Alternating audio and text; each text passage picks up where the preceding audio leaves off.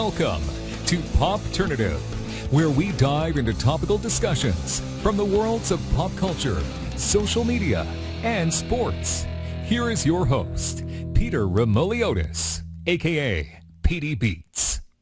Hello and welcome to the Popternative podcast here at Blab. I am your host, as always, Peter Remoliotis, and on Twitter I go as PD Beats. We have a really special episode for you guys tonight, a legendary Olympic gold medal special, if I may say so. And I'm so happy to have two legendary guests. I don't know if they're modest enough to say, no, we're not legends, but they are legends in my eyes and in my opinion. So I'm just going to quickly introduce them. We have four-time Olympic gold medalist for Canada, the member of the International Olympic Committee and four-time Olympic gold medalist in women's hockey. Hayley Wickenheiser is with us. Hayley, welcome. Thanks, Peter. And we have, he's a two-timer on Popternative. Charles Hamelin is back with us. Three-time Olympic gold medalist in speed skating for Canada. Charles Hamelin is back on Popternative. Charles, welcome back. Hey, thanks, Peter. It's always good to be there. Perfect. So very quickly, before we get right into everything, Hayley, I just want to give you the opportunity to give some opening remarks, introduce yourself to the viewers, and just give some quick opening remarks before we get into the whole episode. Okay, well, basically, hi to everybody out there. This is my first blab, so this is fun to be on here with Charles, and pretty excited to just talk about whatever you want to talk about tonight. So it should be good. Charles, last time we talked about big events, mega scale events. We had Pat Donahue, did the LA Kings social media, and Dave Briere. But you had some success after that with a lot of world championships, correct? Yeah, all my season went really well. Was able to get 6 gold medal on the World Cup circuit, and after got the gold medal in the 1,000 meter in the World Championships, and finished second overall at the same World Championships. So for me, it was a really good season, and again, I'm looking forward to have another good one next year. Great.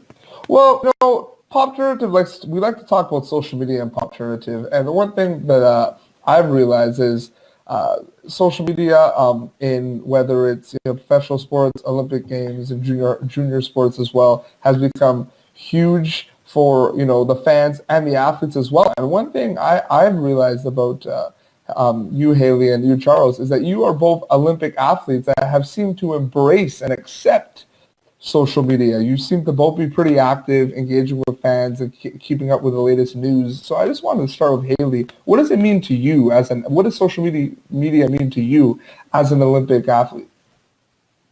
Well, I think social media, it's a double-edged sword. If you take the good, you've got to take the bad with it. There's sort of two sides to it. But the way I started with it was quite reluctantly.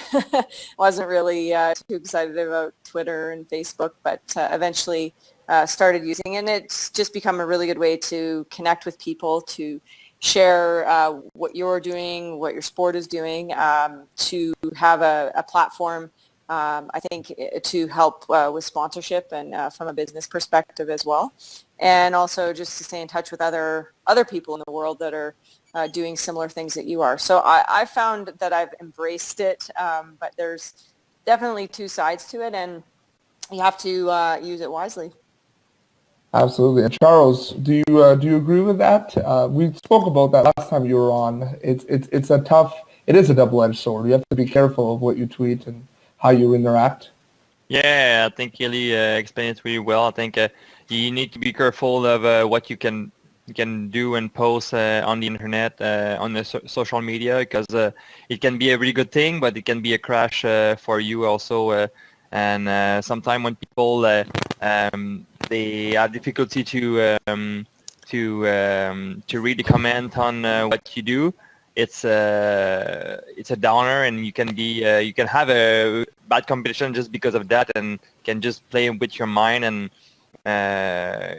make you don't perform as you wanted. So you make sure that what you post, it's good, and it's something that will help you for what you do.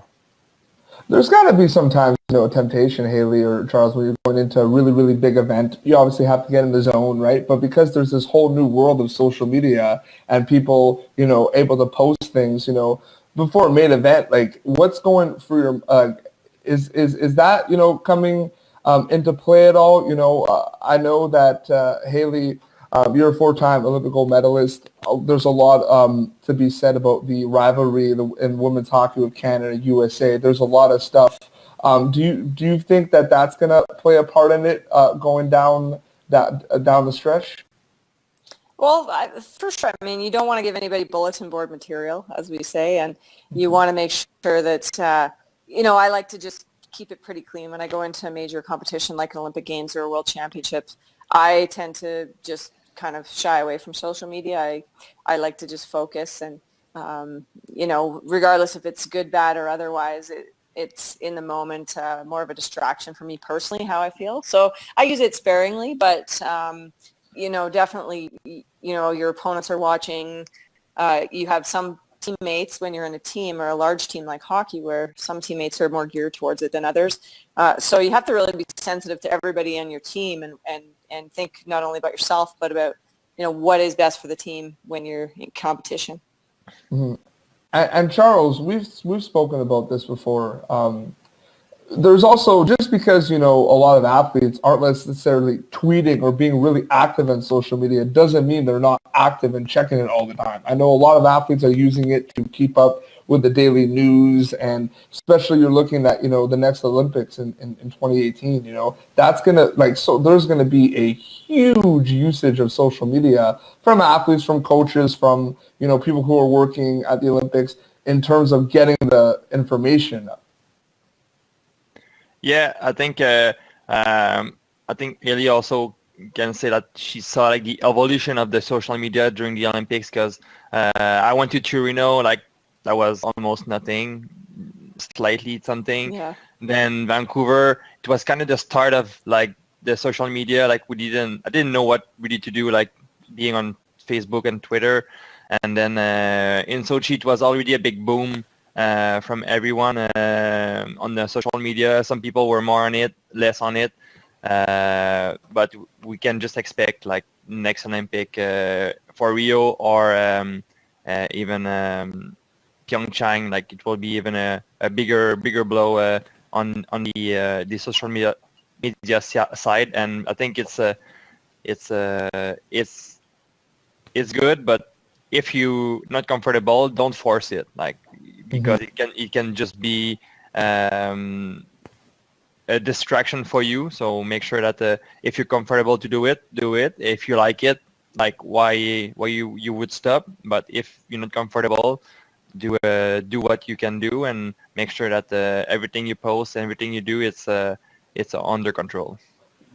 That is a really good point. And Hayley, you started saying, it's a double-edged sword, and you're in the, we're in the, athletes are in the public eye a lot more with social media. And I'm really happy you mentioned that, because one of my favorite moments involving you, let alone you, but in general, is, I believe it was Salt Lake City. Do you know I know what what you're going to say. Yeah. Signing of the flag. The Don Cherry moment. Yes, the Don Cherry Right. moment. When you think about that, that was a time before the big social media boom, right? When stuff like that happens nowadays, Thank you God. probably would you probably would never hear the end of it. Like, we're talking about it now because it happens to still be on YouTube. And for some reason, SEO is not on your side with that, because when you put Hayley Wickenheiser on YouTube, that's like the first thing that pops up. Oh. So I don't know if you want to check that, but yeah, no, but that was a pretty passionate moment, and stuff like that that would happen. If social media was relevant, more prevalent, what do you think that would be like, and what do you think about those big key moments? There's a big difference. Well, I would have had a lot of trolls and haters, I think, at the time, but depending on which side of the border you lived on. But again, I think it had the potential to go either way. I mean, in a way, I'm very happy that there was no social media. I wouldn't have wanted to have to see the fallout either way from that. It was more of it was more of a in the spur of the moment passionate thing and something that our team had been dealing with. So, I mean, I don't really regret it. It's just, you know, it plays over and over again. People still remind me to this day. It's 14 years ago. It's amazing. So clearly it hit a nerve with people. But that rivalry, that Canada-USA rivalry, we had Natalie Spooner, your 2014 Sochi Olympic gold medal teammate. We've had her on the show, and you know, you can't even describe those moments. And so like we have social media. I know there's a negative side to it, but you could always go and find content around, you know, Sidney Crosby's golden goal, or like that stuff lives on there. And I think the flag was pretty awesome, Hayley. I don't think I think a lot. It was, like you said, the passion, and that's what. And Charles, you know, you follow, you know, like a lot of, you know, hockey as well. And the one thing that I want to say is, and we've had people from the CWHL on the show, is women's hockey is something that has become spectacular over the years, and I think it's amazing. And I think that I'm happy to see it grow. And before, Charles, I have a question for you. What do you think, Hayley? I just wanted to get that in there. Women's hockey, do you think it's like the steps it's taken over the years? Has it, you know, evolved the way you'd like it to be? Are there things that we could change? Well, I think it's definitely evolved. It's come a long way. The next natural progression for the women's game is professional hockey, and you have two leagues, the CWHL and the NWHL, that clearly two leagues can't survive to have women's pro hockey. There's just no question about it. So there's going to have to be a breaking point there. Either one league takes over the other, or they merge, or a whole new league begins. I don't have the answers, but I know that the current status quo, it's not great for the game. So, but that for me is the next natural progression, is women's pro hockey. I think the Olympic Games, it's you know, it's well established now. It's not going anywhere, and that was a fight we had to fight for a while. But where women can play around the world in a league where they can make a living is really the next step.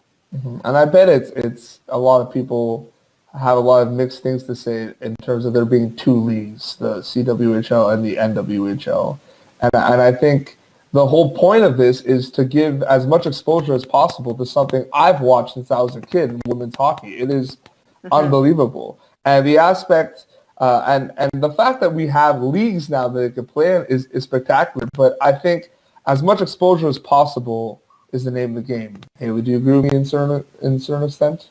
Yeah, and this is where, again, social media can play a big role in women's hockey, where you have live streaming games and you have people blogging and talking about it. When you don't have the mainstream network television airing games consistently like we need. I think last year we had 4 games on Sportsnet. So we need to increase that, and in order to do that, we need corporate sponsorship. And it's like a chicken and egg thing. If you don't have the corporate dollars, you can't get the TV, and vice versa. So we're building slowly and not as fast as I would like, but it's coming. Yeah, and very quickly before we shift to a conversation about more of the Olympics, Charles, I just wanted to ask, you're training all the time, training. Charles trains. Hashtag Charles trains. Do you think it's that you train? And I gotta tell a story. He's gonna laugh, but this is it. This is like this is when you talk about one-upping someone, and I'm not even going to say the number, but I did a unbelievable squat, like a record-breaking squat for myself, and I had like a really good, I think it was like 250-pound squat, and I thought for me that was pretty good. And then Charles is like, that's great, man, happy for you. But he shows me a video of him doing a one-leg squat, which is like, blows me out. I do that with one leg. Yeah. That's great, man, but I could do twice that much with one leg. Yeah, but my question is, do you find it pretty cool that now you have a platform with social media, Charles, you know, even Snapchat and Instagram, because you're all about the Snapchat too, where you can kind of give behind-the-scenes access to your fans and your supporters, and you can show them, you know, you training and doing that. That must be pretty cool. I think it's something I really like to do. Like when there's something special happening, or just like sometime one day on training, like do a Snapchat, or just going on the ice or whatever, and just show the people like what's happening, like more closely to what I'm living like a day to day. It's something I find it fun, and there's some weeks I'm more on than others, but like I enjoy showing people like what is athlete's life. Yeah, no, absolutely. So this is something I wanted to talk about with both of you, you being both seasonal and Olympic athletes with a lot of experience. But Hayley, you are a member of the International Olympic Committee, correct? Yeah, correct. The IOC Athletes Commission. Yeah. Yeah. So you, so this whole concept that's been around for a while, doping in the Olympics and professional sports, is something that is often frowned upon, as well as it should. But it seems to almost be like a fly on the windshield. It doesn't seem to be going away. Yeah, doping in sport is not going away. Sadly, I believe that it's going to be really hard to totally eradicate doping in sport. But what we're seeing right now with the allegations coming out in the New York Times last week about Dr. Rodchenkov and the secret shadow lab in Sochi and the things that have been happening with the Russian athletes is incredibly concerning. I can tell you that today I was on a conference call with the WADA Athlete Commission Chair, Becky Scott, as well as the entire IOC Athlete Commission. And we're all kind of working hard to push the IOC and WADA to do the right thing when it comes to retesting the samples and just protecting clean athletes around the world. So being elected as part of the IOC Athletes Commission, that's really one of my jobs, as everyone's job is. We have to protect clean athletes and we have to speak out in a big way. And that's what we're trying to do. It's pretty scary what's going on. Mm-hmm, absolutely. And Charles, you've been in many Olympic Games, many World Championships. This is something that you've probably seen a lot of. And, you saw the under 18 Russian team. They all tested positive. Hayley, do you remember reading about that? I just, for my side, when I read that and then when I saw that on TV, I was just sad about that, because like it's something that I think in my mind it was before everything, the big blow happened like a few weeks ago. Like we had one big blow in short track for two athletes for the World Championships. They were not there. They were from Russia. They didn't show at the World because of drug testing. So, like right after that, with all that happened with the Olympic in Sochi, and then what happened with the hockey team, for me it was just, I was getting sadder and sadder, because it's something that is. I thought in my mind that people were more like clearer and like clean athletes more than I thought, and I think it's not maybe the case, and there's more doubt in my mind right now about athletes all around the world than I had before. Yeah. I would just add to that too, Peter, is that there's really two issues here that we have to think about. The first is, if in fact this is as widespread as it's reported, this is in fact state-sponsored doping. And many of these athletes, whether they wanted to dope or not, may not have had the choice, just based on the pressure, the life circumstances, the environment. The second issue is that in many of these countries, athletes will choose to dope because the glory and the lifestyle that comes with competing and winning dirty is much better than the alternative of living in a poor country and not having the opportunity to perform. So we don't have those types of issues as much in North America and in Europe, but in other countries around the world, that's the very real reason that we have to think about. So a lot of education and, being vigilant and speaking out against this, it's very widespread. Do you think social media, we're talking about the big boom of social media, do you think that, more exposure in terms of the negative sides of it and it just being wrong, do you think that over time social media as a tool could be used to kind of make this thing really go away and it's not just a fly in a windshield anymore?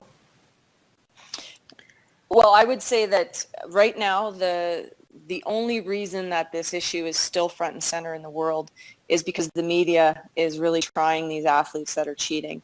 It's not necessarily the IOC and WADA and the organizations that need to be doing something. It's once the media advocates and brings it to life, and then the athletes of the world have to stand up and fight. And that's really what's propelling this, and what is going to propel this. It could be a watershed moment for athletes in Olympic history. This might be the only time that we have to really change the course of history in terms of how we think of doping, and the media is crucial to this. Yeah. What do you think about that, Charles? The media's role in all of this over the years? I think the media have a role of like just making sure that people that are not clean, like they get known. They can hide anywhere. Like people should know like what's happening and the real story of it. And I think it's something that is there. And for me, with the media and the social media, I think I think that can help to make it more safe, and maybe it will maybe back off some of the athletes that were doing it before to do it again. Yeah, no, it's like I said, it's a very sensitive issue, and coming out, Rio is right around the corner, right? So that is something, Hayley, that a lot of talks are heating up, not only for the winter sports, but Rio is right around the corner, the Summer Olympics. Yes, and the IOC Executive Board is meeting on June 17th, and at that time they will decide on where Russia stands with regards to competing in Rio. One of the key things is that what's come out with these samples from Sochi is that we're trying to the time is of the essence. We need to have these samples tested and observed in a proper way so that if there is proof shown by Rodchenkov that in fact these bottles were tampered with, I think it shows a case for widespread state doping that goes just beyond Sochi but into other sports, and there's a much better case that can be made to ban the cheaters, whether it's Russia as an entire nation or just the doping athletes. But time is of the essence right now. Like it needs, like an issue needs to be taken, especially when you have like a whole team. Like when I read that about the U18 team, I'm just saying like this has been a talk and a discourse for years. And you have a whole team that tests positive. Like some stuff needs to be done about it. What do you think? So kind of just in general, Rio, and just talking about the Olympics.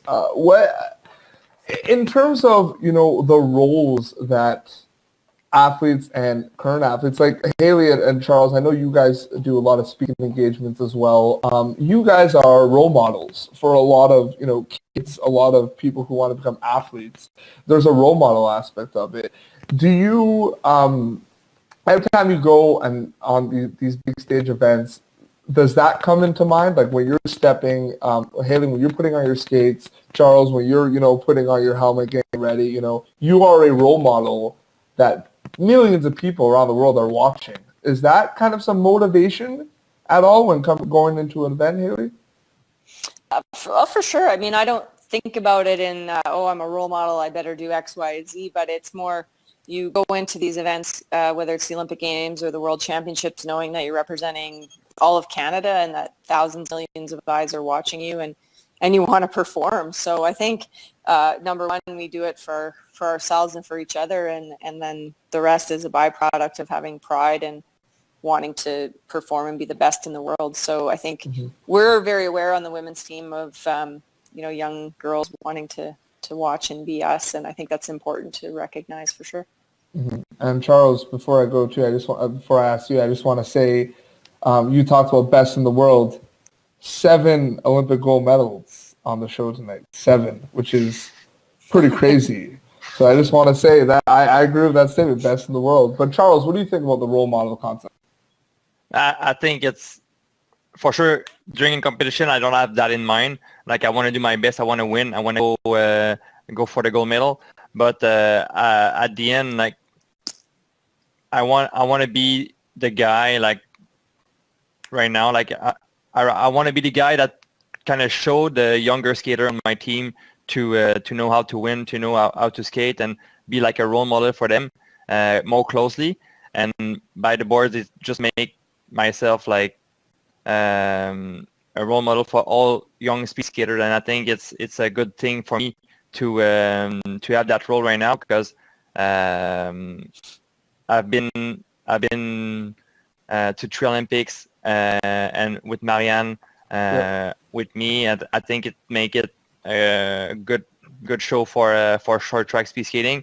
And I think for us to be there and promote the sport, it's just good for the health of short track speed skating in Canada, to make sure that when Marianne and I will not be there, there will be some other little Charles and little Marianne all around Canada to want to speed skate. So, and I think it's good. It's good to have a role model like me and Hayley, like in any sports in Canada. So people want to continue to do sport and make sure that they're moving and have dreams like we had when we were younger to make the Olympics and maybe one day win the gold medal. Yeah, well, I gotta say, Charles and Marianne is the dream team.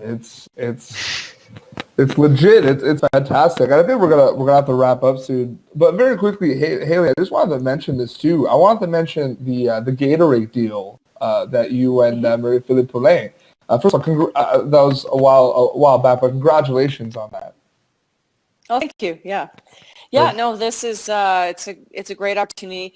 I've actually worked with Gatorade in the past. I think it was sort of rebranded to be a new campaign, but I've done other things with them in the past, and they've been great to work with. And this is more of I think it's a campaign around global hockey, and they've really recognized that female hockey be included in the stable with Sidney Crosby and PK Subban and the other athletes. So it's fun. They're doing a big sort of elite Gatorade global camp in the summer in Toronto that I think we'll all be attending. And it just is. It's I think another step for female athletes in sport to say, there's an economic reason to not only watch the game of women's hockey, but to support these athletes as well, and they can be a brand that people will recognize and follow. Oh, absolutely. And really quickly, I remember, it's funny, I have our mutual friend Craig Button from TSN has been on Popternative before. And one thing is his closing remarks about the show was he plugged in WickFest. WickFest was happening the weekend of the show. So I thought that'd be cool to bring up. He actually plugged in WickFest, which was pretty awesome. Yeah. Well, I'll give it a quick plug. I mean, we've got 150 teams from around the world, so we'll have 6,000 people descending on WinSport over 2 weekends in November, Grey Cup weekend and the following weekend. And we have teams from novice through midget. And it's not only a hockey tournament, it's a festival of the game where they get, personal development off the ice as well, and just a way to grow the game of women's hockey. So I've got even 3 teams from Mexico that come. So it's it's crazy. It's a celebration of the game as well, right? Yeah, it's just a celebration of the game, and you give all the proceeds to Jumpstart and to Kidsport, and so it's just kind of my way to give back to hockey and try to grow the game around the world. Absolutely. And very quickly, Charles, I just want to plug in. Marianne opened up her own school, right? Or own training facility? Yeah. She have it's called Centre Récréatif Marianne Saint-Gelais in Saint-Félicien. Yes. They renamed there's the arena and a few other places like to do sports, any kind of sports in there, and like they wanted to give the name of Marianne because she's like the first Olympian from Saint-Félicien over there, and they were really proud of her, and I think it's a really good sign from the city. Like she loved the city, she loved people over there, and they love her back. So I think it's a really good sign from them for a great athlete. Great. You got to tell her that I let you talk about that. because I think will. he'll be really happy. Well, awesome. well, perfect. Well, Hayley, thank you so much for coming on the show. I'm going to say it right now. I'm not afraid. You are a legend in this game, and I thank you for everything you've done. I know I really, you laugh, but you need to know how important you are for this game. You really do. And, well, thank you. I appreciate it. Yeah. Okay. And as Charles, it goes without saying, 3 Olympic gold medals. You're still going. So I wish you all the best, and follow your training, because #Charles trains all the time. But very quickly, any closing remarks, Hayley? Just thanks very much for having me on, Peter. It's great to be able to come on and talk about a variety of different things, not just hockey all the time, and to be on here with Charles and talk about things that athletes in other sports kind of face the same challenges a lot of times. So very cool to be on with you guys. Thanks. No problem. Anytime. And Charles, you're going to be a 3-time soon, or are we going to do this again? If you invite me again, I will come back. But it was again a really great time with you guys. It's always fun to talk about things again, but not always for my sport, about speed skating, and it's just fun to share and see that we are all doing different sports, but we think all about the same. So it's great, and I think good things coming out from that. I'll get some skating tips from you next time, Charles. All right. All right. Well, this has been Popternative. Thank you, Hayley. Thank you, Charles. You can catch previous episodes of Popternative on our YouTube and SoundCloud page, and you can like us on Facebook and follow us on Twitter. Thank you, and have a great night, everyone. Thank you for tuning in to Popternative. Make sure to check out our past episodes of Popternative on YouTube. Be sure to like Popternative on Facebook and follow us on Twitter.